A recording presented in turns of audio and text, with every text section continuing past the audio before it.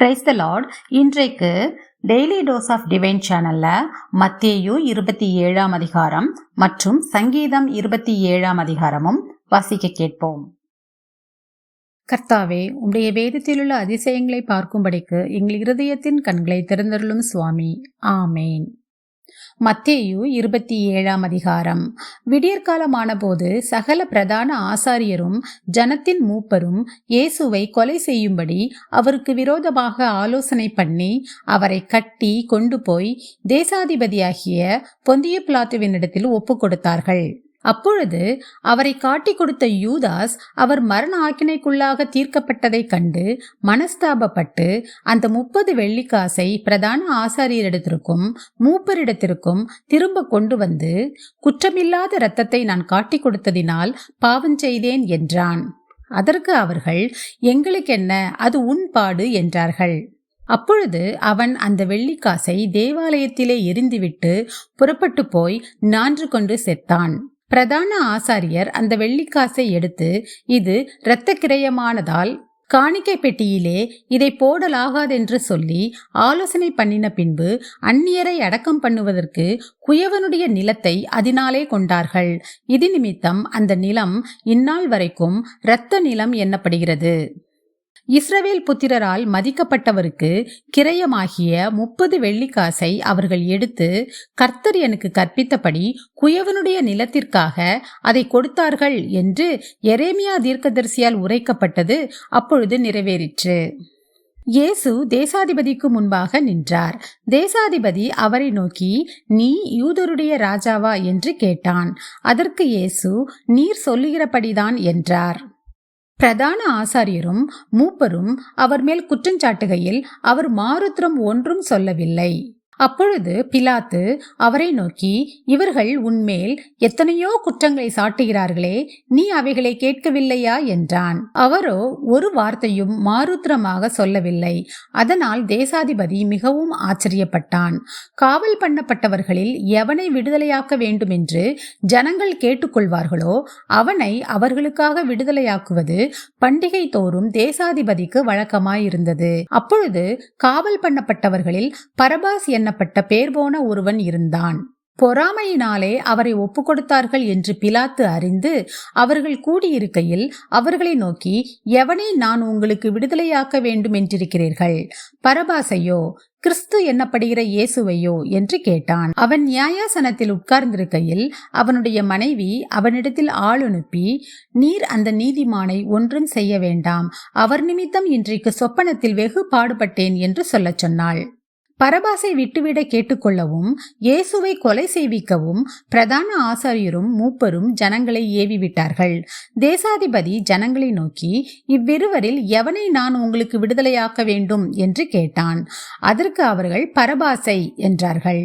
பிலாத்து அவர்களை நோக்கி, அப்படியானால் கிறிஸ்து என்னப்பட்ட இயேசுவை நான் என்ன செய்ய வேண்டும் என்று கேட்டான். அவனை சிலுவையில் அறைய வேண்டும் என்று எல்லாரும் சொன்னார்கள். தேசாதிபதியோ, ஏன், என்ன பொல்லாப்பு செய்தான் என்றான்.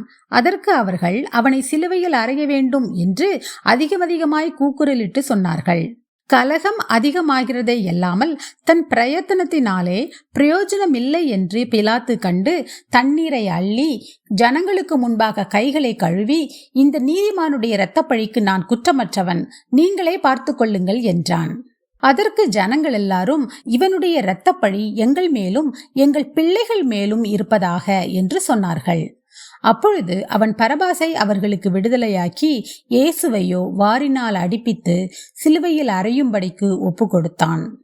அப்பொழுது தேசாதிபதியின் போர்ச்சேவகர் இயேசுவை தேசாதிபதியின் அரமனையிலே கொண்டு போய் போர்ச்சேவகரின் கூட்டம் முழுவதையும் அவரிடத்தில் கூடி வரச் செய்து அவர் வஸ்திரங்களை கழற்றி சிவப்பான மேலங்கியை அவருக்கு உடுத்தி முள்ளுகளால் ஒரு முடியை பின்னி அவர் சிரசின் மேல் வைத்து அவர் வலது கையில் ஒரு கோலை கொடுத்து அவர் முன்பாக முழங்காற்படியிட்டு, யூதருடைய ராஜாவே வாழ்க என்று அவரை பரியாசம் பண்ணி அவர் மேல் துப்பி அந்த கோலை எடுத்து அவரை சிரசில் அடித்தார்கள். அவரை பரியாசம் பண்ணின பின்பு அவருக்கு உடுத்தின மேலங்கியை கழற்றி அவருடைய வஸ்திரங்களை அவருக்கு உடுத்தி அவரை சிலுவையில் அறையும்படி கொண்டு போனார்கள். போகையில் சிரேனே ஊரானாகிய சீமோன் என்னப்பட்ட ஒரு மனுஷனை அவர்கள் கண்டு அவருடைய சிலுவையை சுமக்கும்படி அவனை பலவந்தம் பண்ணினார்கள். கபாலஸ்தலம் என்று அர்த்தம் கொள்ளும் கொல்கதா என்னும் இடத்துக்கு அவர்கள் வந்தபோது கசப்பு கலந்த காடியை அவருக்கு குடிக்க கொடுத்தார்கள். அவர் அதை ருசி பார்த்து குடிக்க மனதில்லாதிருந்தார். அவரை சிலுவையில் அறைந்த பின்பு அவர்கள் சீட்டு போட்டு அவருடைய வஸ்திரங்களை பங்கிட்டு கொண்டார்கள். என் வஸ்திரங்களை தங்களுக்குள்ளே பங்கிட்டு என் உடையின் பேரில் சீட்டு போட்டார்கள் என்று தீர்க்கதரிசியால் உரைக்கப்பட்டது நிறைவேறும்படி இப்படி நடந்தது. அவர்கள் அங்கே உட்கார்ந்து அவரை காவல் காத்து கொண்டிருந்தார்கள். அன்றியும் அவர் அடைந்த ஆக்கினையின் முகாந்திரத்தை காண்பிக்கும் பொருட்டு இவன் யூதருடைய ராஜாவாகிய இயேசு என்று எழுதி அவர் சிரசுக்கு மேலாக வைத்தார்கள். அப்பொழுது அவருடைய வலது பக்கத்தில் ஒருவனும் அவருடைய இடது பக்கத்தில் ஒருவனுமாக 2 கள்ளர் அவரோடே கூட சிலுவைகளில் அறையப்பட்டார்கள். அந்த வழியாய் நடந்து போகிறவர்கள் தங்கள் தலைகளை துலுக்கி, தேவாலயத்தை இடித்து 3 நாளைக்குள்ளே கட்டுகிறவனே, உன்னை நீயே ரட்சித்துக்கொள், நீ தேவனுடைய குமாரனானால் சிலுவையிலிருந்து இறங்கி வா என்று அவரை தூஷித்தார்கள். அப்படியே பிரதான ஆசாரியரும் வேதபாரகரும் மூப்பரும் பரியாசம் பண்ணி, மற்றவர்களை ரட்சித்தான், தன்னைத்தான் ரட்சித்துக் கொள்ள திராணி இல்லை, இவன் இஸ்ரவேலின் ராஜாவானால் இப்பொழுது சிலுவையிலிருந்து இறங்கி வரட்டும், அப்பொழுது இவனை விசுவாசிப்போம். தன்னை தேவனுடைய குமாரன் என்று சொல்லி தேவன் மேல் நம்பிக்கையாயிருந்தானே, அவர் இவன் மேல் பிரியமாயிருந்தால் இப்பொழுது இவனை ரட்சிக்கட்டும் என்றார்கள். அவரோடே கூட சிலுவைகளில் அறையப்பட்ட கள்ளரும் அந்தபடியே அவரை நிந்தித்தார்கள். 6ஆம் மணி நேரம் முதல் 9ஆம் மணி நேரம் வரைக்கும் பூமி எங்கும் அந்தகாரம் உண்டாயிற்று. 9ஆம் மணி நேரத்தில் இயேசு ஏலி ஏலி லாமா சபக்தானி என்று மிகுந்த சத்தமிட்டு கூப்பிட்டார். அதற்கு என் தேவனே ஏன் என்னை கைவிட்டீர் என்று அர்த்தமாம். அங்கே நின்றவர்களில் சிலர் அதை கேட்ட பொழுது இவன் எலியாவை கூப்பிடுகிறான் என்றார்கள். உடனே அவர்களில் ஒருவன் ஓடி கடற்காளானை எடுத்து காடியில் தோய்த்து அதை ஒரு கோலில் மாட்டி அவருக்கு குடிக்க கொடுத்தான். மற்றவர்களோ, பொறு, எலியா இவனை ரட்சிக்க வருவானோ பார்ப்போம் என்றார்கள். இயேசு மறுபடியும் மகா சத்தமாய் கூப்பிட்டு ஆவியை விட்டார். அப்பொழுது தேவாலயத்தின் திரைச்சீலை மேல் தொடங்கி கீழ் வரைக்கும் 2ஆக கிழிந்தது. பூமியும் அதிர்ந்தது, கன்மலைகளும் பிளந்தது, கல்லறைகளும் திறந்தது. நித்திரையடைந்திருந்த அநேக பரிசுத்தவான்களுடைய சரீரங்களும் எழுந்திருந்தது. அவர் உயிர்த்தெழுந்த பின்பு இவர்கள் கல்லறைகளை விட்டு புறப்பட்டு பரிசுத்த நகரத்தில் பிரவேசித்து அநேகருக்கு காணப்பட்டார்கள். 100க்கு அதிபதியும் அவனோடே கூட இயேசுவை காவல் காத்திருந்தவர்களும் பூமி எதிர்ச்சியையும் சம்பவித்த காரியங்களையும் கண்டு மிகவும் பயந்து, மெய்யாகவே இவர் தேவனுடைய குமாரன் என்றார்கள். மேலும் இயேசுவுக்கு ஊழியம் செய்யும்படி கலிலேயாவிலிருந்து அவரோடே வந்திருந்த அநேக ஸ்திரீகள் அங்கே தூரத்திலே நின்று பார்த்து கொண்டிருந்தார்கள். அவர்களுக்குள்ளே மகதலேனா மரியாளும் யாக்கோபுக்கும் யோசேக்கும் தாயாகிய மரியாளும் செபதேயுவின் குமாரருடைய தாயும் இருந்தார்கள்.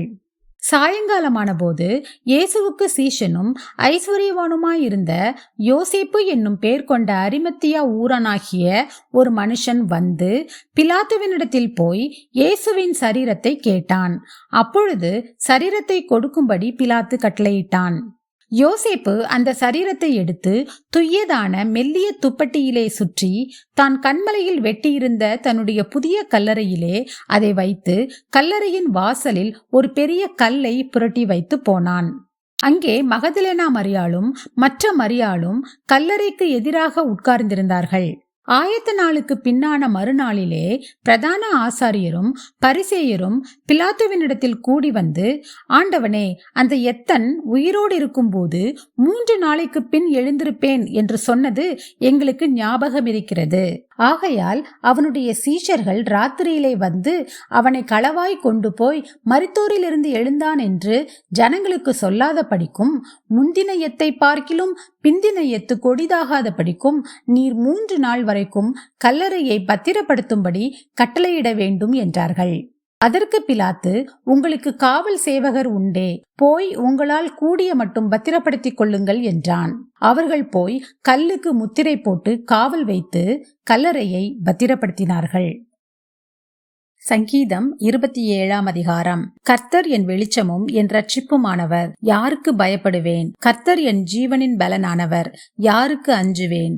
என் சத்துருக்களும் என் பகைஞருமாகிய பொல்லாதவர்கள் என் மாம்சத்தை பட்சிக்க என்னை நெருக்குகையில் அவர்களே இடறி விழுந்தார்கள்.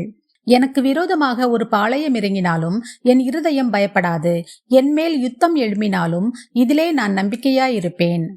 கர்த்தரிடத்தில் ஒன்றை நான் கேட்டேன், அதையே நாடுவேன். நான் கர்த்தருடைய மகிமையை பார்க்கும்படியாகவும் அவருடைய ஆலயத்தில் ஆராய்ச்சி செய்யும்படியாகவும் நான் என் ஜீவனுள்ள நாளெல்லாம் கர்த்தருடைய ஆலயத்தில் தங்கியிருப்பதையே நாடுவேன். தீங்கு நாளில் அவர் என்னை தம்முடைய கூடாரத்தில் மறைத்து என்னை தமது கூடார மறைவிலே ஒளித்து வைத்து என்னை கன்மலையின் மேல் உயர்த்துவார். இப்பொழுது என் தலை என்னை சுற்றிலும் இருக்கிற என் சத்துருக்களுக்கு மேலாக உயர்த்தப்படும். அது நிமித்தம் அவருடைய கூடாரத்திலே நான் ஆனந்த பலிகளையிட்டு கர்த்தரை பாடி அவரை கீர்த்தனம் பண்ணுவேன்.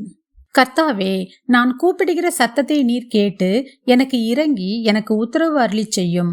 என் முகத்தை தேடுங்கள் என்று சொன்னீரே, உம்முடைய முகத்தையே தேடுவேன் கர்த்தாவே என்று என் இருதயம் உம்மிடத்தில் சொல்லிற்று. உமது முகத்தை எனக்கு மறையாதேயும், நீர் கோபத்துடன் உமது அடியேனை விலக்கி போடாதேயும்.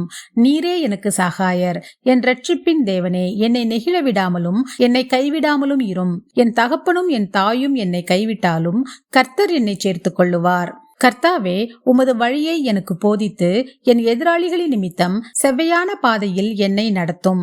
என் சத்துருக்களின் இஷ்டத்துக்கு என்னை ஒப்புக்கொடாதேயும். பொய் சாட்சிகளும் ஆக்கிரமித்து சீறுகிறவர்களும் எனக்கு விரோதமாய் எழும்பியிருக்கிறார்கள்.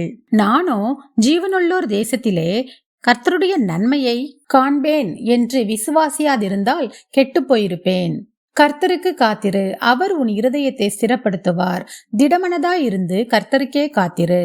ஆமேன். நாம் ஜெபிப்போம். அன்புள்ள இயேசு சுவாமி, இந்த அருமையான காலை வேலையை தந்ததற்காக உமக்கு கொடானு கூட நன்றி ஏசப்பா. எத்தனையோ பேருக்கு இல்லாத ஸ்லாக்கியத்தையும் பாக்கியத்தையும் அற்ப பாவிகளும் தூசிகளுமாகிய எங்களுக்கு தந்தீரே, அதற்காக உமக்கு நன்றி ஏசப்பா. எங்களுடைய ஆயுசு நாளில் ஒரு நாளை கூட்டிச் சேர்த்த தயவுக்காக உமக்கு நன்றி ஏசப்பா. எங்களுடைய பாவங்கள் எல்லாவற்றையும் நீர் தாமே மன்னிக்க வேண்டுமாறு ஜெபிக்கிறோம் அப்பா.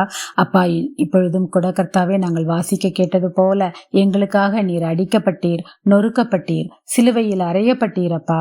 அந்த கல்வாரியின் அன்பின் இரத்தத்தால், தூய இரத்தத்தால் நீர்தாமே எங்களை கழுவி சுத்திகரிக்க வேண்டுமாறு ஜெபிக்கிறோம் அப்பா.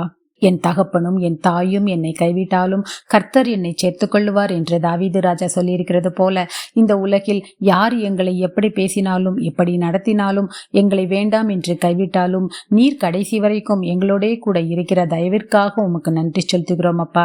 ஸ்தோத்திரம் ஆண்டவரே. அதே போல நாங்களும் கடைசி வரைக்கும் உம்மை பற்றி பிடித்து கொள்ள எங்களுக்கு கிருபை தர வேண்டுமாறு ஜெபிக்கிறோம் அப்பா. இந்த நாளை உம்முடைய கரத்திலே ஒப்புக் கொடுக்கிறோம். இந்த நாள் முழுவதிலும் நாங்கள் செய்ய போகிற ஒவ்வொரு காரியங்களையும் நீர்தாமே பொறுப்படுத்திக் கொள்ள வேண்டுமாறு ஜெபிக்கிறோம். கையின் பிரயாசங்களை வாக்கைச்செதிலும் கைட்டு செய்கிற ஒவ்வொரு காரியங்களையும் நீர்தாமே ஆசீர்வதித்து தர வேண்டுமாறு ஜெபிக்கிறோம் அப்பா. போக்கிலும் வரத்திலும் எங்களோடு கூடவே இருந்து எங்களை பாதுகாத்துக் கொள்ள வேண்டுமாறு ஜெபிக்கிறோம். மீதியான நேரம் ஒவ்வொன்றையும் நீங்க பொறுப்படுத்திக் கொள்ளுங்க, வழி நடத்துங்க, ஆசீர்வதிங்க ஏசப்பா. இயேசு கிறிஸ்துவின் மூலமாக ஜெபம் கேளும் எங்கள் ஜீவனுள்ள நல்ல பிதாவே, ஆமீன். என் ஆத்துமாவே கர்த்தரை ஸ்தோத்திரி, என் முழு உள்ளமே அவருடைய பரிசுத்த நாமத்தை ஸ்தோத்திரி. என் ஆத்துமாவே கர்த்தரை ஸ்தோத்திரி, கர்த்தர் செய்த சகல உபகாரங்களையும் மறவாதே. ஆமீன், ஆமீன். நாம் அடுத்த நாள் வேத வாசிப்பில் சந்திப்போம். God bless you.